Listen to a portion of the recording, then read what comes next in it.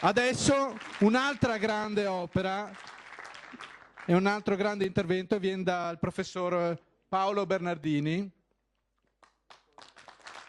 Ripeto, professore di storia all'Università dell'Insubria, School of Law de Como, e il direttore del Center for Italian European Studies della Boston University a Padova. Paolo, a te a parola.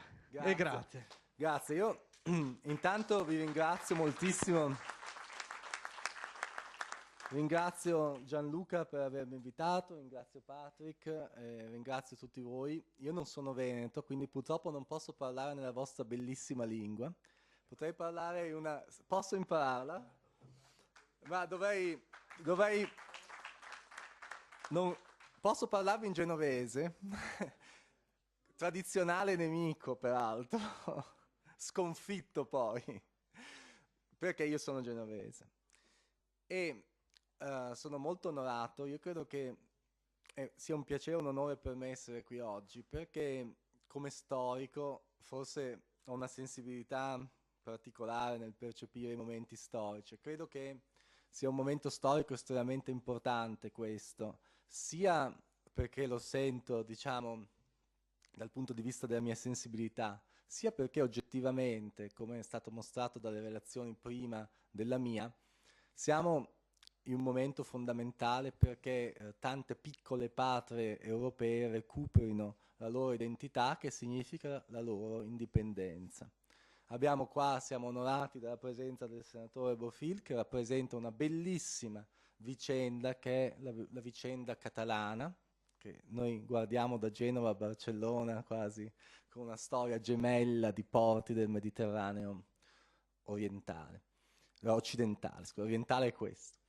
Il mio discorso sarà parzialmente complementare a quello del professor Pizzato, che è stato presentato benissimo e che dà un quadro estremamente lucido della situazione veneta futura con l'indipendenza, che naturalmente ci sarà, senza contare che naturalmente il giorno che il sistema tributario lentamente sarà riportato a livelli umani, diciamo così, e quindi non ci saranno più aliquote marginali del 47%, altre mostruosità per alimentare lo Stato italiano, quando si avrà una flat tax, una tassa unica del 15%, questa costituirà un volano per cui il Veneto probabilmente dal 21° posto, con l'oppressione fiscale che ha adesso, quindi è un miracolo, probabilmente salterà al 15° posto.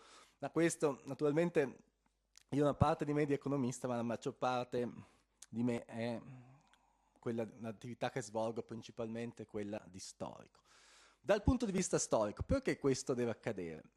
Perché è la fine, è la conclusione del processo di decolonizzazione iniziato nell'Ottocento, che sta terminando adesso.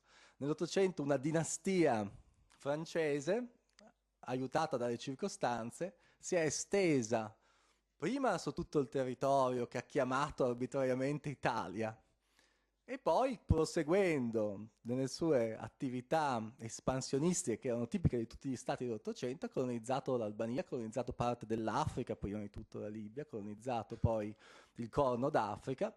E se voi andate in Piazza delle Erbe, a Padova, dove vivo io, vedete sul marmo di Palazzo Mori del comune, si vede quanto grande sia stato l'impero dei Savoia, che è stato chiamato impero italiano, espanso anche da Mussolini. Bene, tutto questo deve finire, è finito, si sono perse le colonie africane, la dinastia si è contratta, ed è giusto anche che la colonia che si chiama Veneto riacquisti la propria indipendenza, e in questa maniera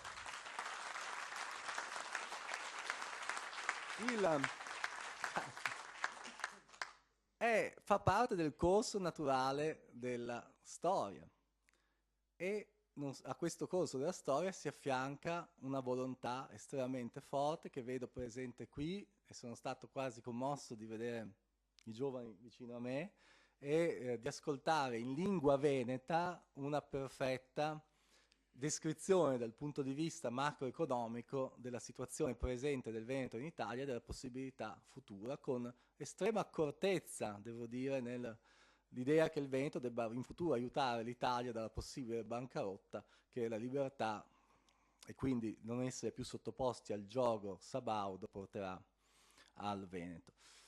Questa è la prima osservazione. Tutto l'Ottocento è stato un secolo di espansione coloniale, anche laddove molti di noi non pensano che ci sia stata. Naturalmente noi pensiamo all'Africa, che è stata divorata completamente, a parte piccole enclave, la Liberia e così via. Però nessuno pensa che la guerra di secessione, cioè la guerra civile americana, è stata una guerra espansionistica, è stato un modo per porre sotto il gioco di Washington tante colonie che avevano la loro propria identità e erano state indipendenti.